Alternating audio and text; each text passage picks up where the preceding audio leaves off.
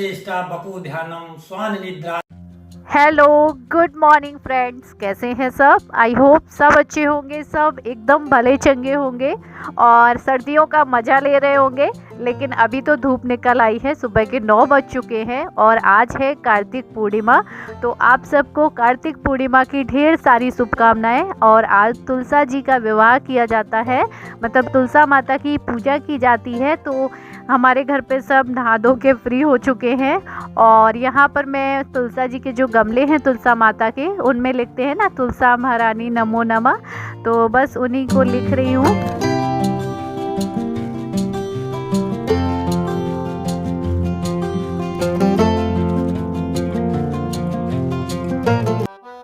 तो तुलसा माता को महावर लगाने के बाद अब हम लोग भी महावर लगा लेंगे। तो दीदी, शिवानी, मम्मी, मैं, भाभी सब मिलकर पूजा करेंगे।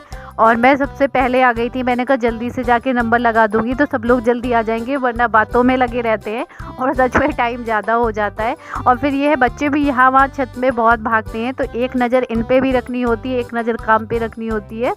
तो यहाँ पर मैं उस दिन बिछिए लेके आई थी, आप लोगों को दिखा नहीं पाई थी, 2 जोड़ी लेके आई थी। तो उसी में से आज मैंने एक नए बिछिए भी चेंज कर लिए, क्योंकि बहुत मोटे मोटे थे वहाँ से जो पहन के आई थी वाइट चेक से।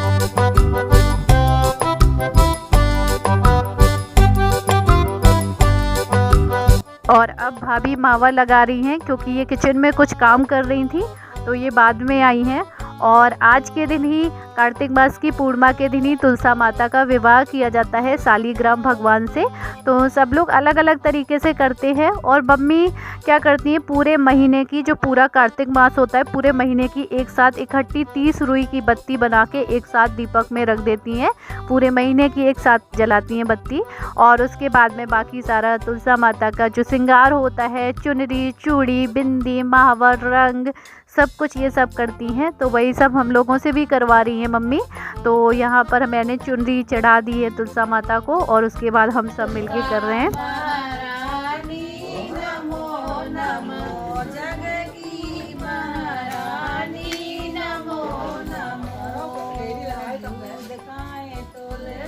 तो मम्मी जैसे जैसे बताती जा रही हैं, हम लोग वैसे वैसे करते जा रहे हैं। और जब सब लोग मिलके इकट्ठा करते हैं ऐसे पूजा पाठ, तो मज़ा ही कुछ और होता है, कुछ और ही बात होती है। क्योंकि सब लोग जब अलग अलग अपने अपने घरों में करते हैं तो उतना मज़ा नहीं आता, चुपचाप हो गया काम, बस पूजा पाठ भी हो जाती है, पता ही नहीं चलता है। लेकिन यहाँ पर पूजा कम, कॉमेडी ज़्यादा होती है, क्योंकि दीदी मेरी सबसे ज़्यादा मजाक करती है।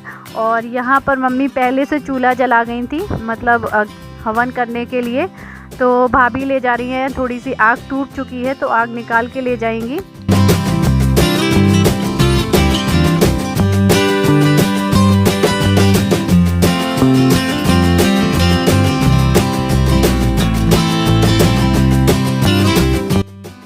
तो यहाँ पर हवन पूजन सब कुछ हो गया है।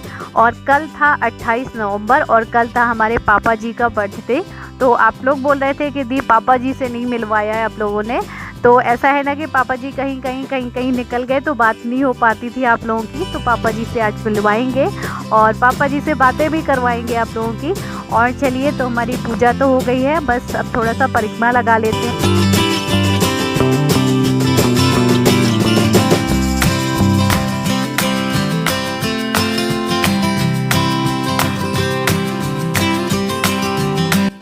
और यहाँ पर मम्मी सबकी डांट लगाने पे पड़ी हुई थी कि सब लोग गाना गाओ, परिक्रमा लगाने में गाना गाते हैं।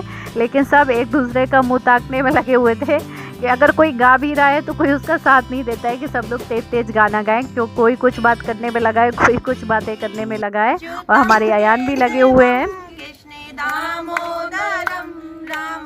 राम मामा से थोड़ा और पीछे होके बैठो। कौन कहता है भगवान आते नहीं। और पूजा में शिवानी ने बहुत अच्छा भजन गाया था, वो आपको शिवानी के चैनल में ही देखने को और सुनने को मिलेगा। क्योंकि मम्मी सबकी डांट लगाई पड़ी थी गाना गाने के लिए, कोई नहीं गा रहा था। फिर उसने गाया बहुत अच्छा भजन। और फिर भजन पूजन के बाद सब लोग ले रहे हैं बिंदी, सिंदूर, चूड़ी जो चढ़ाई थी, सब लोग सुहाग लेते हैं पूजा के बाद में।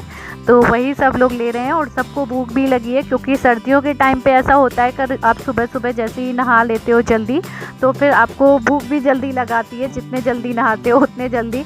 और जब से मैं यहाँ पर आई हूँ तो मुझे भी जल्दी भूख लगाती है सबको देख के ही। वैसे तो मैं लेट खाती थी। और रात में जो पापा का बर्थडे था उसमें शिवानी ने बनाए थे पेड़े। ये कल शाम का वीडियो है पापा के बर्थडे का। तो केक वगैरह तो पापा ने नहीं बनवाया क्योंकि पुराने लोग केक वगैरह नहीं कटवाते हैं, तो शिवानी ने अपने हाथ के पेड़े बनाए थे। मैंने नहीं बनाया, शिवानी ने बनाया। शिवानी ने बनाया, मैं तो चली गई थी ना भाभी के यहाँ।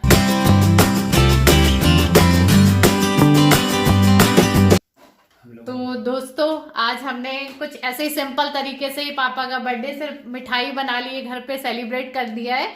मतलब हम सोच तो रहे थे कि अच्छे से डेकोरेट करें, केक वगैरह कट करें, लेकिन बच्चों का होता है तो ये सब करते हैं। पापा लोग उतना ये सब चीजें पसंद नहीं करते हैं पुराने लोग के। बाकी अब पापा का बर्थडे है तो मैं थोड़ा सा बोलना चाहूंगी कि पापा के संग रह के सारी चीजें मैंने बहुत अच्छे से सीखी, करीब से देखी है कि वास्तव में लाइफ का मतलब क्या होता है, मेहनत क्या होती है। मेन चीज मैंने अपने पापा से ये देखी है कि मेहनत क्या होती है। मैंने अपने पापा से सीखी है, मम्मी से सीखी है। तब मुझे लगता है कि हम तो कुछ भी नहीं कर रहे हैं जितना इन्होंने किया है, क्योंकि आप देख सकते हैं कि हम 4 बहनें हैं, 1 भाई है। बच्चों एक बच्चे में हम कितना परेशान हो जाते हैं। एक जब मैं खुद एक बच्चे की माँ बनी तब मुझे पता चला कि एक बच्चे में एक औरत कितना परेशान हो जाती है, रात भर जगती है। जब रात भर बच्चा पॉटी करता है, टॉयलेट करता है, उसके कपड़े चेंज करती है, रात भर माँ परेशान होती है, तो कितनी मेहनत लगती है। और जो 4 बच्चे, 4 लड़कियां 1 लड़के को इस काबिल बना दिया जो आज हम लोग हैं, तो ये एक छोटी बात नहीं होती है। तो ये सब मेहनत करना मैंने अपने पापा से सीखा है कि हम लोग जो सीखते हैं अपने बड़ों से ही सीखते हैं। तो मैं तो ये कहूंगी। और कुछ अब पापा बताएंगे अपने लाइफ के अनुभव की, उनका लाइफ से क्या अनुभव हुआ है, उनका जिंदगी से क्या अनुभव है, वो हम लोगों को कुछ बताना चाहेंगे। तो पापा बात करेंगे। बेटा, जीवन का उद्देश्य केवल खाना और पीना नहीं होता है। जीवन का उद्देश्य है जग में जगना और जगाना। रुपया पैसा धन बर्बाद होने में मनुष्य बड़ा दुख मनाता है, बड़ा दुख करता है। लेकिन समय को व्यर्थ की बातों में बर्बाद करने में उसको बिल्कुल दुख नहीं होता। ये क्यों नहीं होता? जैसे रुपया पैसे धन बर्बाद करने में मनुष्य को दुख होता है, इसी प्रकार अपना समय बर्बाद करने में भी उसको दुख होना चाहिए। किसी हमारे कवियों ने कहा भी है, विद्यार्थियों के लिए या सबके लिए वही उपमा है। उन्होंने कहा है, काग चेष्टा बपो ध्यानम स्वान निद्रा तथैवचा स्वाल्पाहारी गृह त्यागी विद्यार्थी पंच लक्षणम। तो विद्यार्थी के लिए तो है ही है, लेकिन सबके लिए है। अगर ऐसा सब चलेंगे तो कोई समय बर्बाद ना होगा, ना कोई ऐसी गलत काम होने पाएगा। अपने जो लग्न है उसकी, जो उसका केंद्र है, जो उसका ध्यान है, वो एकाग्रचित रहेगा। आज के युग के पढ़े लिखे हैं। हमारा युग जो था तो मैंने अपने युग में समय को बर्बाद नहीं जाने दिया है। वही आप लोगों को मैं शिक्षा दे रहा हूँ। और जन्म कब का है आपका बता रहे थे यार? और मेरा जन्म बेटा 28 नवंबर 1955। अब इस समय मेरी उम्र 65 वर्ष की हो गई है।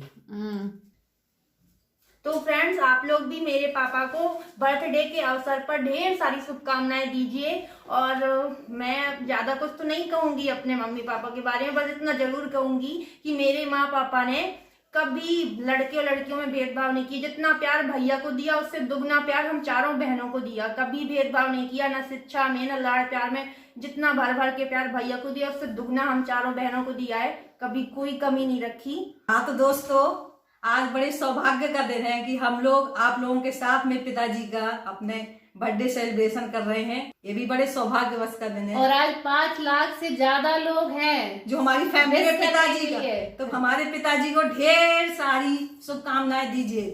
तो पिताजी देख के हमारे बहुत खुश होंगे। बताइए, 4-5 नहीं, हमारी इतनी बड़ी फैमिली हमको विश कर रही है ना। और आज का जो हम लोग जिस मुकाम पे हैं, शायद उसमें हमारे पिताजी का ही हाथ है। क्योंकि अगर इनकी लगन, इनकी मेहनत नहीं होती हम लोगों के पीछे, तो आज हम लोग जिस मुकाम पे हैं उस मुकाम पर नहीं पहुंच पाते। क्योंकि शादी के बाद अक्सर क्या होता है कि लड़कियों की जितनी जिम्मेवारी ससुराल वालों के ऊपर पहुंच जाती है, लेकिन शादी के उपरांत बाद में भी हमारे पिताजी ने हम लोगों को हर जगह जहां जाना है, हर जगह हम लोगों को प्रोत्साहन देते रहे कि नहीं, ऐसा नहीं है कि एक बार असफल हो गए तो आप बैठ जाओ। बराबर जैसे पीछे से धक्का देते हैं ना, उसी तरह पिताजी हमारे धक्का देते रहे और एक कदम आगे ही चले हम लोगों के। तो आज जहाँ है हम लोग, वो सब हमारी पिताजी की ही देन है। उन्होंने उन्होंने बार बार अपने शब्दों में कहा कि समय का सदुपयोग करें, तो उन्होंने आज उनकी 65 साल की उम्र है, आज भी वो समय को इतना महत्व देते हैं कि शायद वो अपना एक मिनट भी बर्बाद नहीं करते हैं। और वही हम लोगों को सीख देते हैं कि सोओगे तो सोते ही रहोगे, जो सोवे तो खोवे, जो जागे सो पावे।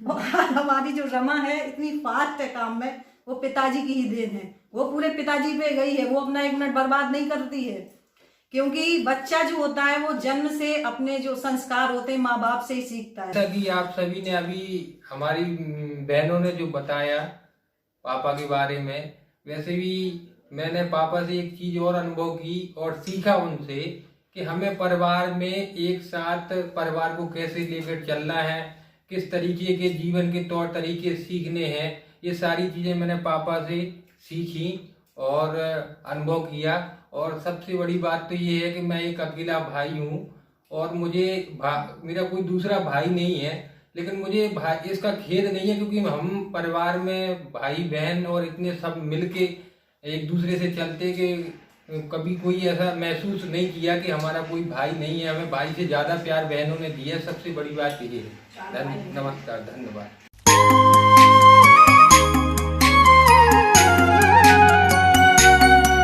तो चलिए दोस्तों, पूजा हमारी हो गई है और ये देखिए कितना लंबा रंग लगा है, मेरे यहाँ तक आ गया है।